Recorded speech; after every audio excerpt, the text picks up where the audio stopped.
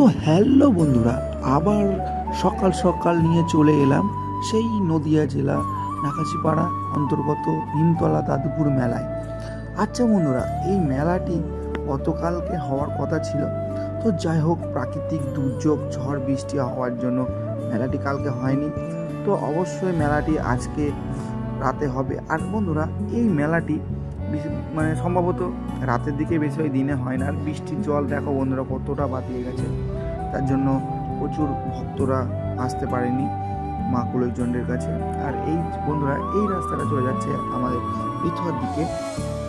আর চলো বন্ধুরা, এই যে এই আগ্রাগুলোতে বাউল গান হয়, অর্কেস্ট্রা হয়, তো আজকে অর্কেস্ট্রা আছে।